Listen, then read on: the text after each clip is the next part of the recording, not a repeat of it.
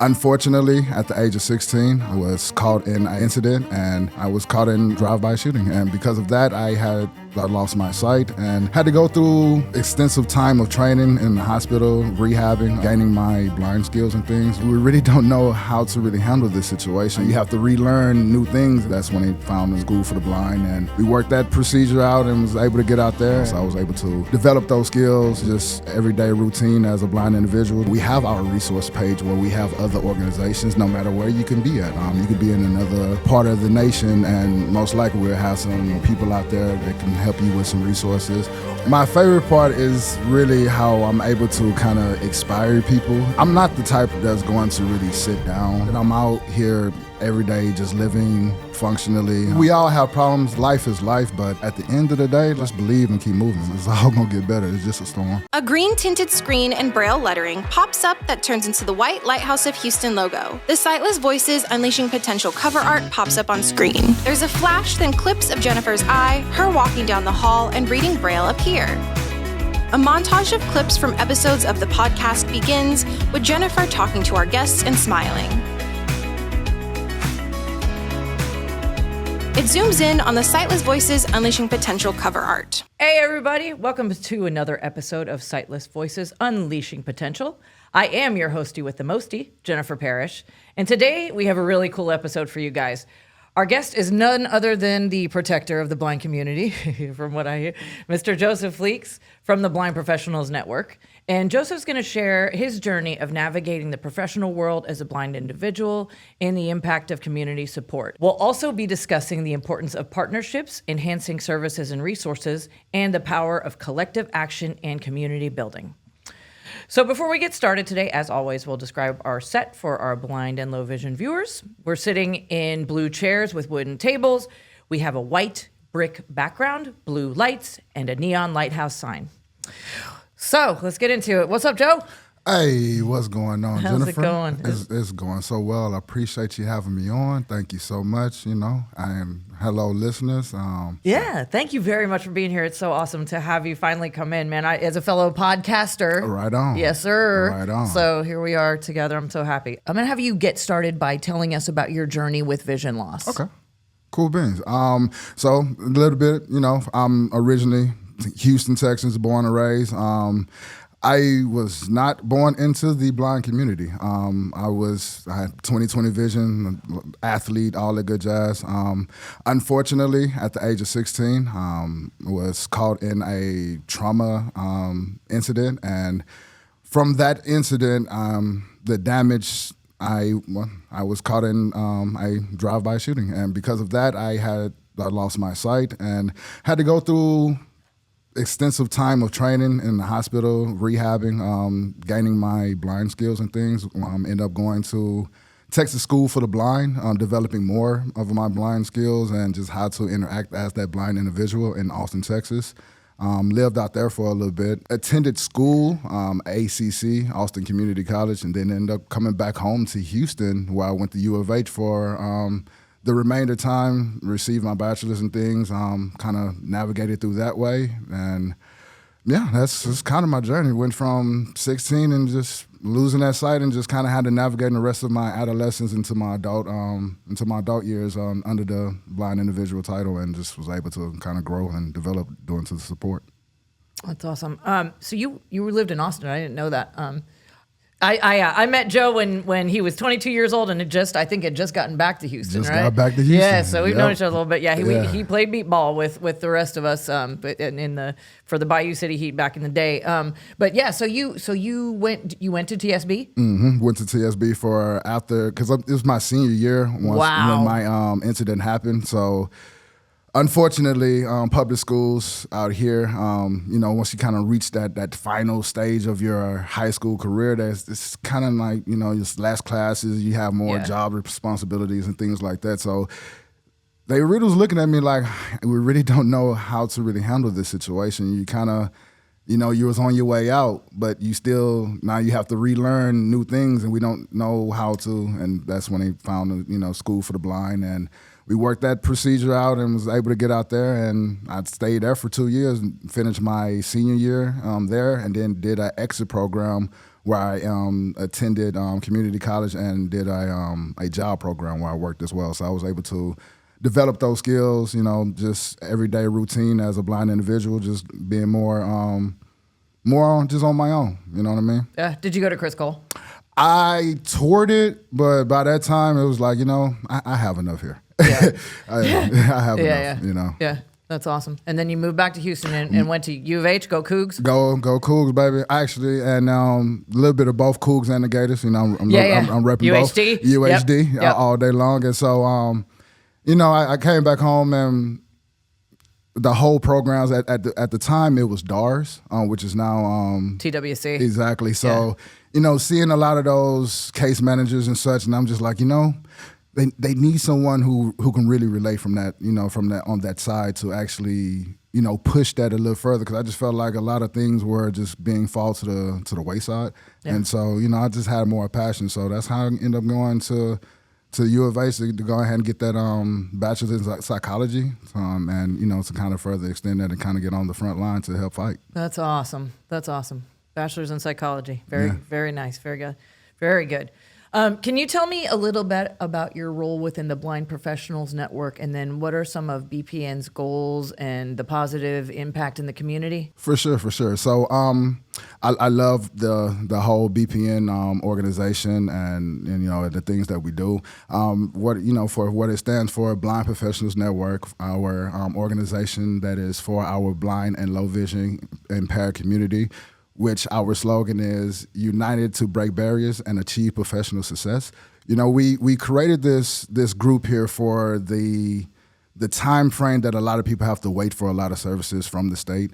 And a lot of people kind of get discouraged with that time frame because it's like, so much waiting period and, people just want to kind of get involved now and they kind of lose their way. So it's like, we created this group because there's a lot of us like-minded individuals that went through all of this. So it's like, why not support all of us? All the upcoming folks too. Right. Exactly. Because like you're just waiting and it's just like, oh God, what do I want to do with my life? There's nothing out here. There's no, nope. No resources. No, like, hey, here's a, job lead over here. Mm-hmm. Here's how you can develop your skills. I mean, that wasn't really there back in the day. No. And even if you try to go apply for a job, the first question they're asking is, so what skills you have? Exactly. And then you're like, I'm I waiting. got a degree, maybe. Yeah, right. Or I'm waiting for this to get that degree, So and then they get discouraged in that way. And so BPN is here. We offer our different services like our JAWS training, our 6 weeks JAWS training where we help,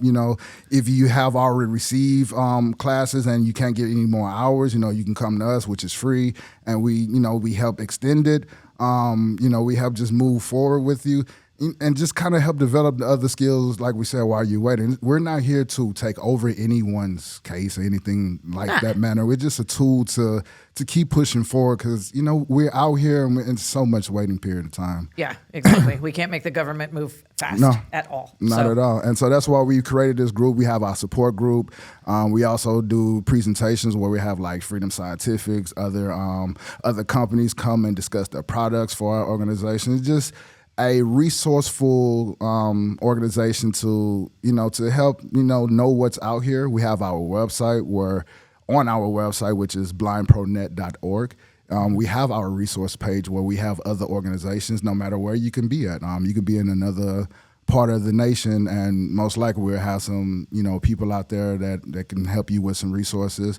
And a lot of our trainings and support groups and everything that we do here is virtually. So even though I'm here in Houston, I do a lot of reaching out to local communities. I'm also reaching out to a lot of colleges that's outside of Texas as well, just letting them know like, hey, we have this organization. We do things virtually. We, just for any students who, not aware of these things or just wanted to, come and vent or just be a part of like-minded individuals. So, it just helps with the confidence and just overall passion. That's awesome. So, speaking about challenges, so what are some of kind of your personal challenges that you've had to overcome in your journey? I mean, I had to overcome many different ones. The first thing was just respecting the cane. Yep. You know what I'm saying? I know all about coming that. from the sighted sighted world. You know, I was really trying to keep my sighted personality, and then I had to realize, because me putting this cane in my hand doesn't change how my personality is. It allows me to actually extend that personality to what it needs to be, instead of just cutting it short and being timid or just being, hesitant in so many ways. And I just feel like that kind of pours into other parts of the life. And, just first, respecting the cane builds a lot of confidence to help you step further in so many more ways. It's so true. Like back in the day, I didn't want to use mine either. And I'm not coming from sighted to blind. I'm coming from just like being visually impaired and sort of kind of being able to see a little bit. So you want to look normal. Right. You want to look normal so people aren't just like, oh my God, that person's blind, or whatever, But the realization that you have to come to eventually is like, this thing can part the Red Sea for you in a club. Yes. This thing can get you VIP access. All like, that. this is the golden cane of joy. You know what I mean? Like, come on now. And yes, go ahead. And it's funny, because we say like, oh, we don't put this cane in our hand because we want to, we're going to lose our lack of confidence. But no, the cane makes you look more confident. Exactly. That's how you they actually go, look gain at the that confidence. person rolling over, and doing all this stuff and Exactly. accept, and not, because like you cannot use your cane and fall in a hole like I have done. I have to. There you go. Or you can not use your cane and run into the fire hydrant, which I have done in front of a whole crowd of people. Which, and that hurts. It definitely hurts. That thing is no forgiveness. And then people look at you like, man, why they're not, having anything in their hands or, using the proper things so you won't hurt yourself. And Exactly. I have people tell me this. So it's like, Yeah. you just gotta know. And sometimes you got to learn the hard way. Yeah, which I did. Yep. And, Yep. hey, Many injuries. I won't go now. I won't go nowhere without my cane. Me like, neither. What? Even a family member, "No, you can leave." No, I'm not leaving my cane. I Me leave my too. cane. Thank Absolutely. You. I'll put it in my back pocket or something like that. I'm taking my cane wherever I go. That's real. I even use mine, and I used to. So it was funny because before COVID, I didn't use it around here, and I just kind of didn't, whatever. But like after COVID, I got back, and my vision hadn't really even declined, but it was just like, I have to do this now. There's so many different things and different people here and and I think I'm ready to full on, let people know that this is a tool that I need, and I'm not trying to pretend that I don't anymore ever. Yeah. Even at work when I have this building memorized. Yeah. I'm taking it because who knows who's putting something in the way. You just never know. You just never know. Exactly. And then other things I had to overcome is like just being in school. You really, I'm going to say this, you really have to get your skill sets correct to really go on that, success, that trip of success. And for me, I was in school, I'm knowledgeable, I'm able to read, but however having to do it in the blind way of like, the Braille, contracted Braille, I needed my Braille skills to be more, more developed. I was kind of a beginner stage with the JAWS, but I just jumped into a full load of 12 credits, taking 4 classes. Like I jumped in the deep end without having any type of protection. Wow. I had some basics, but it wasn't enough. And I'm that type of person who just gotta, just throw me in and let me get it. I'm gonna run it. But I've learned over time as I've gotten older that it's so many. It's a smarter way to do this. Yeah. It's an easier way to do it. Exactly. You're right. What does it work smarter, not harder? Right on. And just developing the different computer skills, learning, what the different screen readers are, like JAWS, NVDA, different things like that. It could just take us so much further. Just being able to explain ourselves, and just building the awareness in different schools. I had to also deal with that as technology was wrapping up, and so a lot of the curriculums were leaving the textbooks alone and switching over to these electronic formats and websites as My Labs now. And so I just know how to express a lot of things amongst the professors, and I had to advocate for myself. So I just learned how to really kind of just stand up for myself as a blind individual and just learn the actual things that I need for my self growth to help me get to the next stage of success that I feel that fits in my mind. There you go. So let's talk about achievements. So what are some of the achievements that you're especially proud of in your accomplishments? For sure, it's definitely getting past the college stage. Yeah. Man, what? That's awesome. I mean, it took six and a half years. I didn't never think out, but the fact that you go through that and it's like, yo, don't stop. I know it's probably people that's in and now maybe stopped and go back. It's always like you can always get that done no matter how long it takes. It's nobody race. So I was glad I was able to do that. And then on top of that, I went to another school later on and got my certification in massage therapy. So just was able to. That's right. Yeah, just, kind of push that, my repertoire skills a little further, jumping into different things. So I'm just been happy to achieve many different things in that. And that's just due to the fact of being a part of BPN and being around other people, just seeing what they're doing out here in the community. So it's just like, hey, I'm able to get here. I'm not just the jock that Exactly. Exactly. That's awesome. That's so awesome that you've, man, full disclosure, I don't have my degree yet. So there you go. But I don't like school. So. And that was my full disclosure. That was my issue. I've been in school since I was 3. Yeah. I'm just like, we've been in school for a long period of time. I'm in my 30s. I'm just like, we got to get something though. Right. No, that's awesome. We got to get get awesome. something. Very nice. Why do you think partnerships are important in helping the blind and low vision community in providing better services? First, one thing is going to attack is going to build the awareness. Just partnering up with other agencies, the community.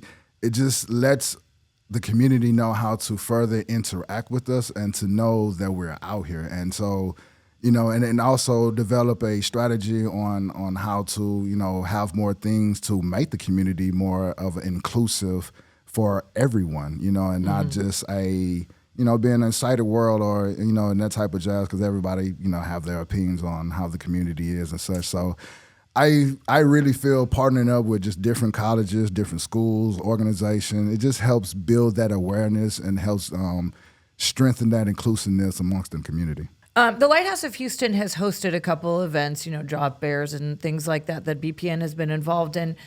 Tell us a little bit about your experience and then how events like ours and then White Cane Safety Day and the Haven Expo and how they've impacted the blind and low vision community. For sure, definitely just us being able to have these different events, like at the University of Houston. Yeah. You still have students on campus, so they're seeing like, okay, hey, what's going on over here, and they're coming, volunteering, and so going to this event these past few years, I've literally seen like the volunteer kind of just grow further and it's further. So it's like true, there's especially so many people volunteering now. Yes, like White Cane Day last year. I mean, they're all students and they're all so interested. And whenever they'll guide you around or whatever, and they'll just ask you your story, and they really are genuinely, are intrigued by blind and low vision folks. And who knows, this may propel them to change their career direction at some point in time too. Right. Inspire them in different ways and just put them on a different path that could be their calling. So just having these type of events and the expos, I've also seen where. The Lighthouse have had the expo. We've been there, and some of the people come on and talk, and they be like, "Wow, never knew about these agencies or this existed." And it's just like, okay, that's why I'm glad we have this. Because even when I came into the whole blind community at the age of 16, it wasn't fully knowledgeable that there was expos and things going on. Absolutely like this, not. And Absolutely it not. wasn't like. It wasn't a plethora of information to be able to locate and to help, your confidence or your strength or know that it's possible, that it's out here. Yeah. So having those different expos, White Cane Safety Day, career fairs and different things like that, it helps the community and, with their strength, their awareness, and it helps the other community know that, hey, they can volunteer, they can be, inclusiveness, and, it inspires them and amazes them in different ways as well. Mm-hmm. I mean, and I feel like in the past few years, this stuff has just blown up. For sure. I mean, from, like as we said, the White Cane Day and you guys' and Haven, and yes. I mean, all these things are kind of coming together, and it's such a cool community, sense of community, like within the blind community, and then we're just bringing these people in from, outside of that and volunteering. It's beautiful to watch. Right, and you see the vendors grow each year. And yes. You see different companies come, Google, Metro. It's just like so many different vendors come to to these expos and events now. So you definitely see the growth, and it's beautiful. Yes, it is a beautiful thing for sure. Do you have any tips or advice for people trying to get more involved in building a community and support system for themselves? For sure. I would say do some research. It's okay to get on Google, just start basic, blind organizations or whatnot, and just see what the different missions are happening in, the different organizations, and ask yourself, what do you really want to do for the community? How would you like to support? What is the mission that you want to you want to head towards, and just make the comparison and do the research and be able to see how things are going on out here, and that's how I feel you can develop a better strategy, to kind of figure out what you would like to do and how you get yourself involved in the community and volunteering things. Exactly. What are some future goals and initiatives that BPN has for fostering stronger community? For sure, we're actually been working on creating more of the expo programs at the colleges for career fairs to help more of the students that are around, and reaching out to more of the schools, getting I like to say our future blind, getting them more, knowledgeable and involved in the community, and understanding like, hey, let's start thinking about, where you want to be at, 5 years from now, and, where you at now, and what can we do to get you to that, to that person that you're seeing in, that 5 years from now. So, BPN is all about, we're developing our different JAWS training programs, our, our one-on-one support groups and things, and working on our, just mentor and mentee. And so it's just bringing all these things together is to help our future blind and the ones who are, just not have that accessibility to be able to access these this knowledge and information that's out here. Right, when they finally do reach out, it's there for them. Yes. Yeah, yes. It's so awesome. And it's all free when it comes to BPN, y'all. It's not not a cheap free. It's just we make this free because like we for already you. For you. It's for you, and you already are going through different state agency, and that's what that's for. We're here for a stepping stool. The 1, 2, 3 step stool to help reach something at the top, and then you put that tool up until you need it next time, and that's what BPN is for. There you go. What does working with other organizations and bringing people together help increase independence and knowledge? How does it help increase independence and knowledge? Well, when you start looking at other organizations and, their members and how they kind of navigate and their growth, you're able to kind of look at yourself and where you at, and then, speak with other like-minded people and kind of, modify your way or be inspired by, different things.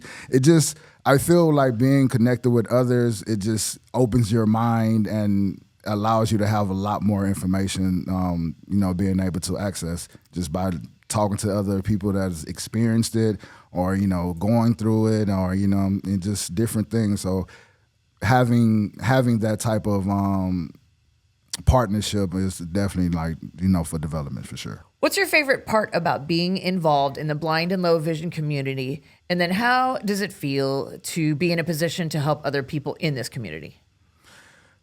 So my favorite part is really how I'm able to kind of inspire people in so many ways, because I'm not the type that's going to really sit down, or I'm very stubborn. So the fact that I'm out here every day just living functionally, I'm hopping on city bus, moving around, people see me, and I hear this a lot, like, wow, man, I just can't believe that you're inspiring me. Like I see that you're doing this, and I be feeling like my problems, like I shouldn't have any problems, and I actually like hearing that, because we all have problems. Life is life, but at the end of the day, like, just believe and keep moving. Like it's all gonna get better. It's just a storm, like that. One of my favorite quotes is like, "Tough people last longer than a tough moment."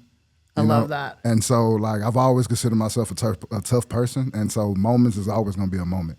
It's never going to outlast me. So my favorite part of just being in the blind community is people seeing how tough that I am, and it kind of reflects for others, and then they just thought, okay, like, blind people are out here getting it. We're just like, we're making it happen. Exactly. That's beautiful. All right, so we're gonna wrap it up today, but before we do, and first of all, I want to thank you so much for joining us. This is awesome. We've been having a lot of fun in here. Yes, indeed. I really appreciate y'all having me. Yeah, absolutely. This is really informative. Do you have any final thoughts, final words of advice for blind or low vision individuals trying to navigate their professional journeys? For sure. For my future blinds and ones that's out there, baby. For sure, for just know you're not alone. You know, all the thoughts that you're having, you know, you might feel like no one's going through this, no one feels like this, no one might be, we've all had the thoughts, we all kind of felt like we might not be or whatnot. You're not alone at all. Just take the time, take the patience, do research, develop, get out here in the community, trust and believe. It's a lot of people that would be willing to talk and to show nothing but love. And there's a lot of resources out here. So just get out here, look things up, and just know you're not alone. So you don't have to stop. Very good. Very good. All right. Well, once again, thank you for joining us today. To our listeners, thank you so much for being part of our community and tuning in to Sightless Voices, Unleashing Potential, proudly brought to you guys by the Lighthouse of Houston. We hope you found this conversation with Mr. Joseph Fleeks here helpful, inspiring, and informative. Stay tuned for more episodes where we continue to explore stories that matter. Be sure to check us out wherever you get your podcasts. Follow the Lighthouse of Houston on social media for updates. And until next time, take care and stay connected. Vaya con Dios.